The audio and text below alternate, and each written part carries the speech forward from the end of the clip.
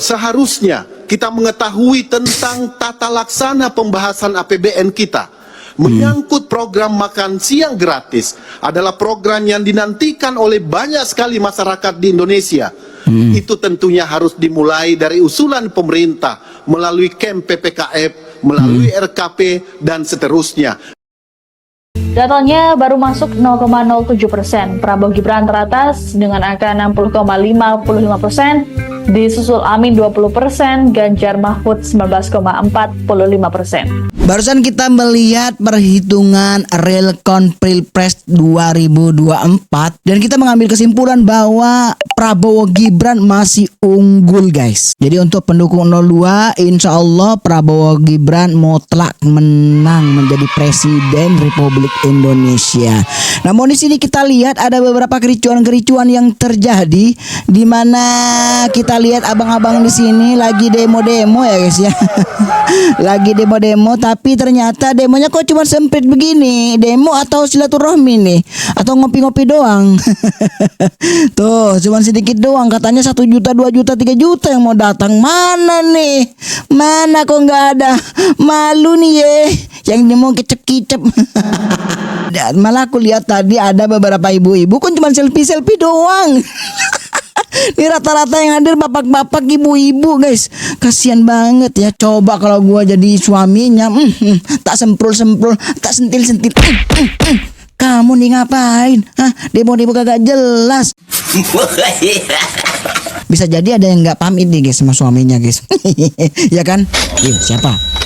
285 anggota DPR absen rapat paripurna termasuk Puan dan Caimin di tengah riuhnya isu hak angket. Oh my god, oh my god, oh my god. Aduh, gimana sih ini?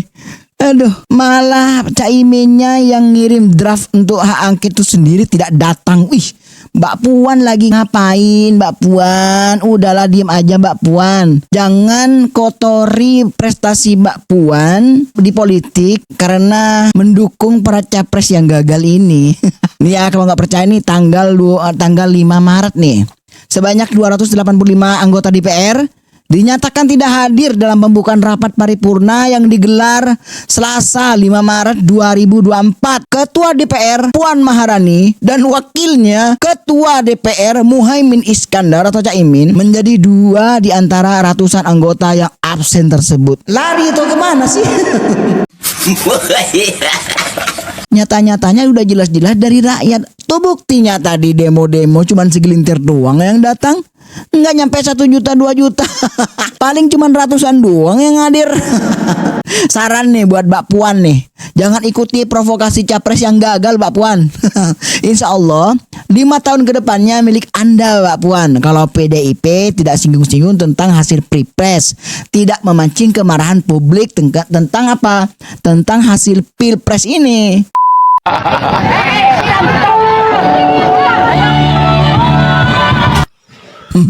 Kejam sekali sih ibu itu. Kalau seandainya foto suami ibu, kalau nggak foto bapak ibu, tempelin di tembok terus saya siram, ibu sakit hati nggak? Jangan seperti itu, Bu. Biar bagaimanapun Pak Jokowi itu masih presiden yang menjabat, harus kita hargain. Ajaran siapa seperti itu, Bu? Jangan masuk ke dalam golongan orang-orang munafik, Bu. Iya, betul. Sok-sokan membenci pemerintah, sok-sokan membenci Jokowi, tapi kebijakan pemerintah dinikmatin.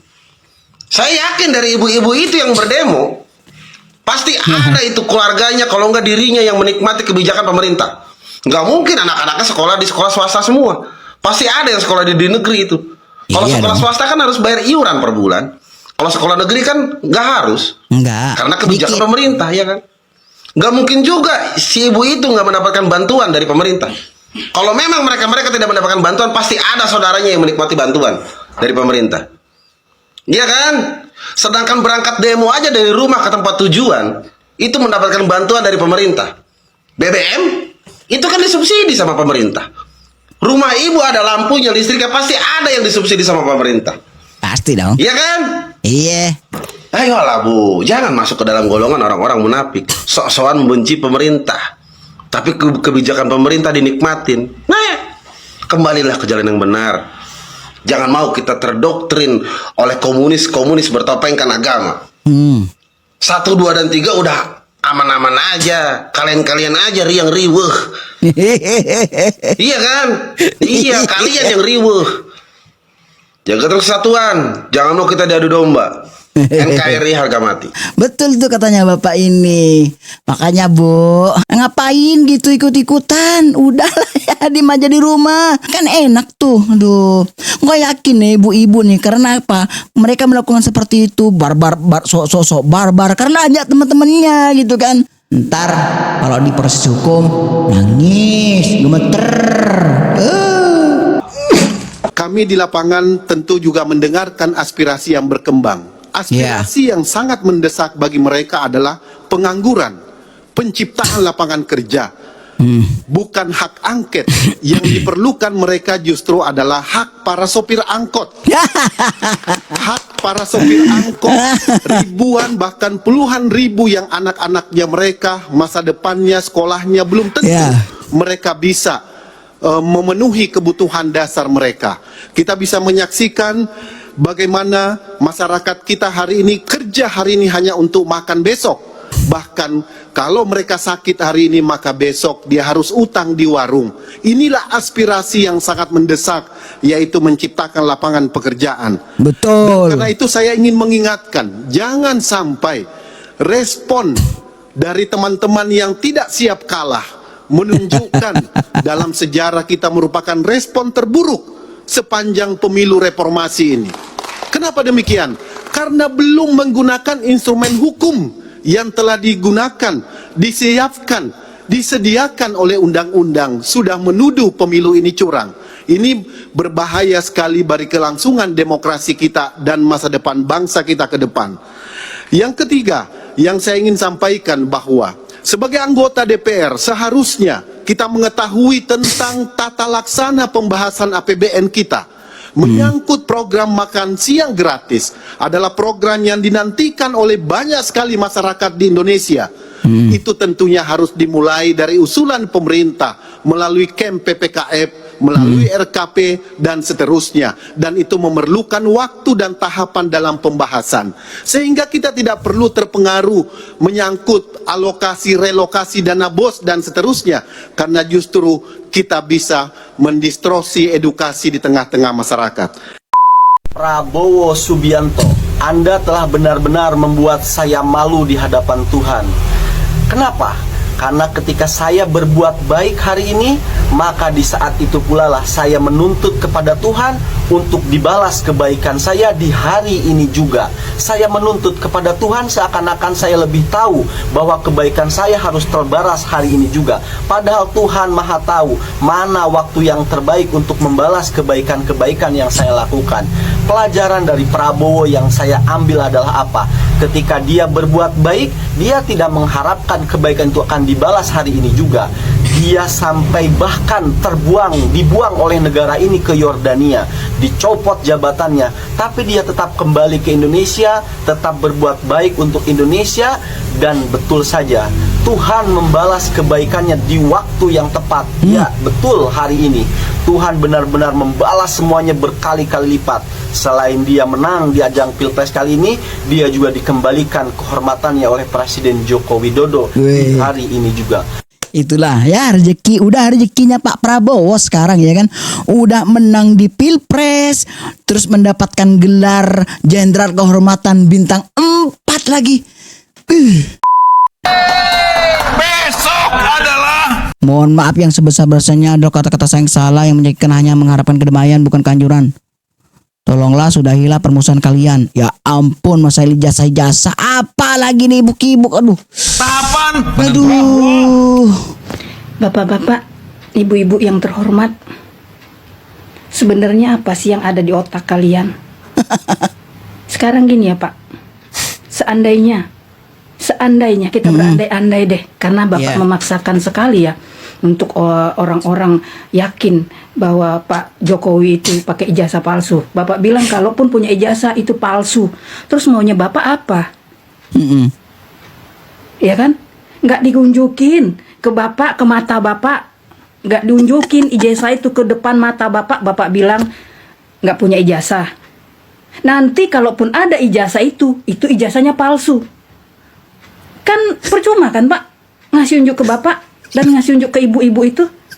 Terus seandainya memang ijazah itu ada dan asli, saya sendiri pun masa bodoh Pak. Nggak penting-penting amat saya tuh Pak Jokowi itu punya ijazah atau tidak. Enggak.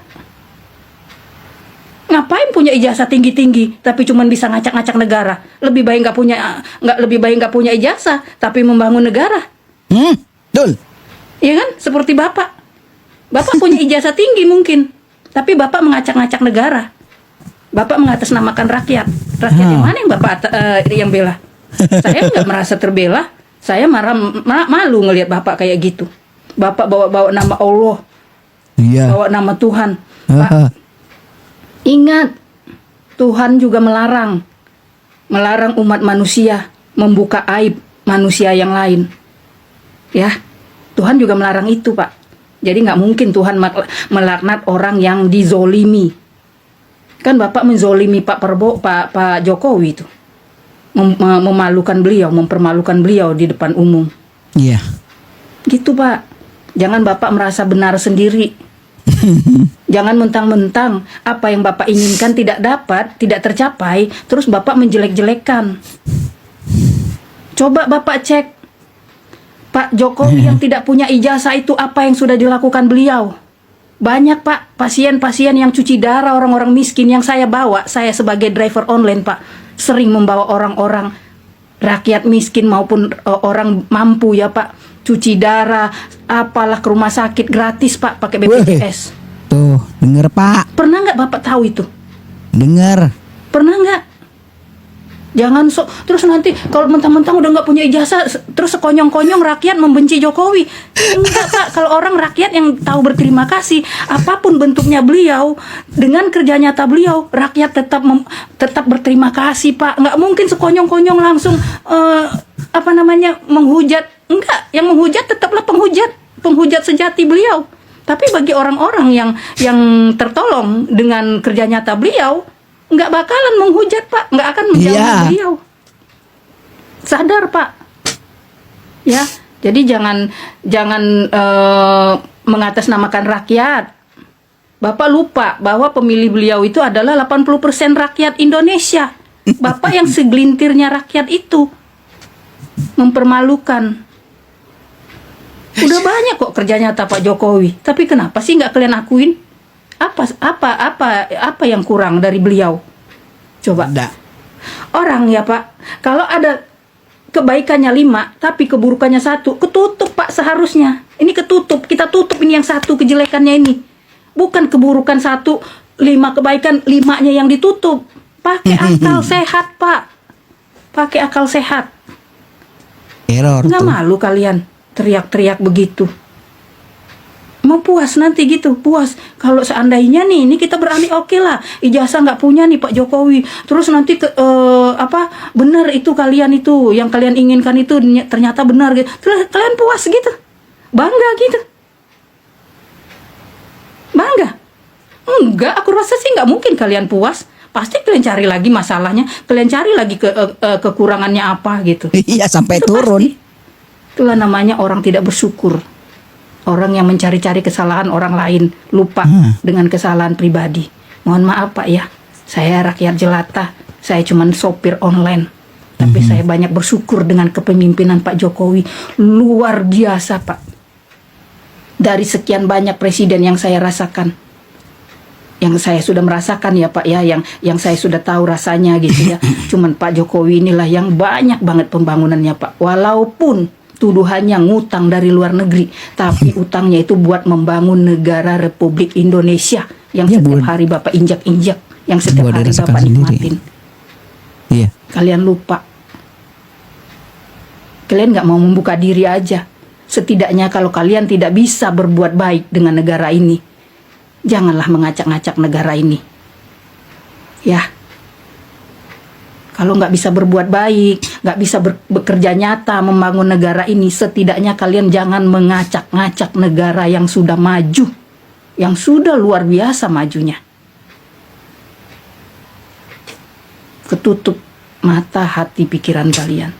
Nggak perlu Pak Yusril Izzah Mahendra, Pak siapa itu, rakyat 80% itu Pak membela Pak Jokowi.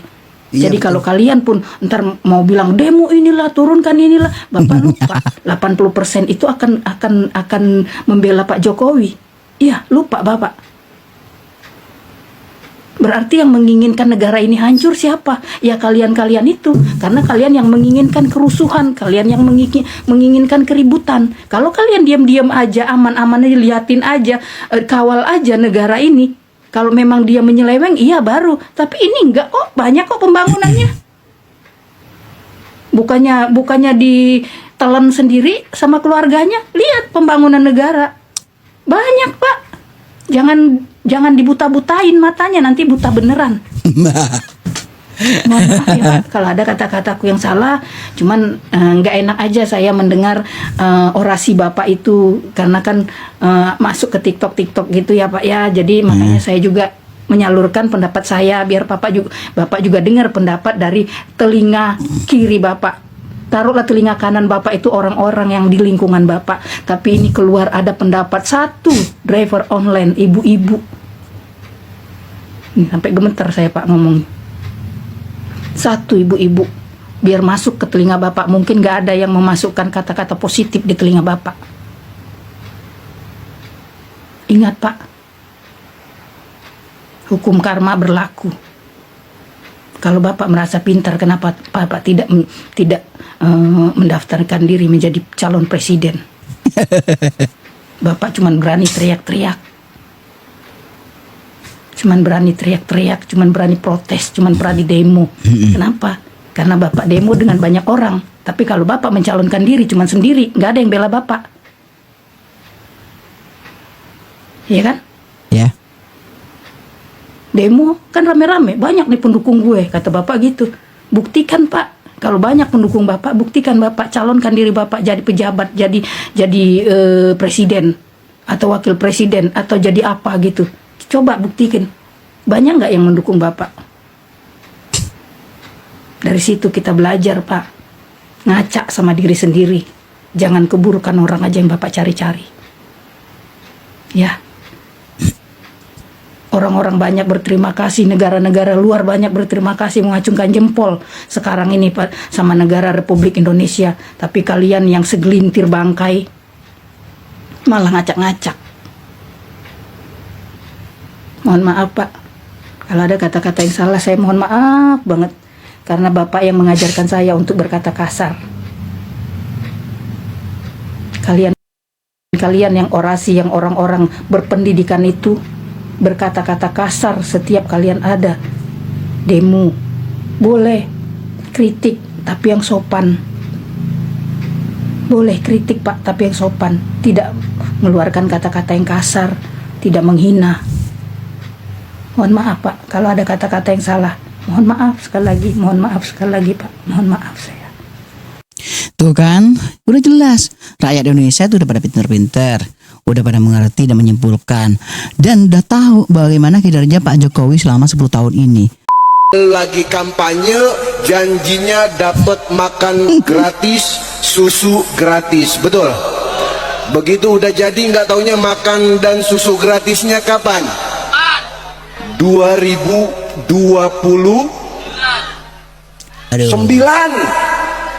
Makan tuh yang milih nasi sama susu gratis, betul? Nggak mau ikutin ulama, udah menangnya curang, kampanyenya bohong. Lho lak yo tenan to, ana wong neh anyaran la ilaha illallah jabang bayi. Ge ulama ngendi iki sing harus tak ikuti ya to? Mosok Mas Jabang bayi kon ngikuti ulama modelan koyok ngono kuwi sing ora iso menehi contoh ngekeki tulodo sing apik, ceramahe sing adem ayem. Lah rumangsamu ning pihak 02 iki gak ana ulamae, ora ana kiyaine, ora ana habaipe. Wong kok ya lucu, aku pilih 02 juga ikut arahan dari para guru-guru, dari para kiai, dari para habaib. Wong kok ya lucu nu ndak eram to. Sopo to iki celukane gak dong belas aku gak kenal. Ulama 01 iki ngeten lho jempolan setiap di atas mimbar dakwahe iki menjelek-jelekkan koyok ngono kuwi lho. Menuduh-nuduh curang. Apa ya pantes panutan agama ya toh yang dikatakan orang yang sudah berilmu sampai menjelek-jelekkan koyok ngono kuwi. Apakah itu yang diajarkan dari Rasulullah? Tak takon aku. Nek witi iki lewat ning berandane 01 ya, tolong dijawab ya. Apakah sifat Nabi Muhammad itu diajarkan seperti itu? Menjelek-jelekkan pemerintah? Iya toh? Sampai mengatakan makan siang gratis ini dijalankan di tahun 2029, iya toh? Mengatakan pemilu curang ini dan itu. Alah jabang bejan angel lho, angel temenan. Lah wong ulamae modelan koyok ngene iki kok Mas Jabang bae sesuk tak tuku jubah ya karo udeng. Engko terus Allahu Akbar, Allahu Akbar. Delok meneh kan takbiran. Ada Jabang bayi jan angel. Terima kasih Gemo, berkat Anda saya jadi paham sorban, jenggot, hijab hanyalah penutup dan hiasan. Iman Islam yang sesungguhnya ada di hati kita masing-masing, bukan karena casing. Terima kasih Gemoy. Emuah. Emang bagus politik Pak Jokowi, bisa membuka sifat asli dari orang-orang yang seperti itu. Oke lah, sampai di sini aja dulu videonya. Terima kasih buat teman-teman yang udah nonton dari awal sampai akhir. Mudah-mudahan ada manfaatnya. See you on the next video. Bye bye.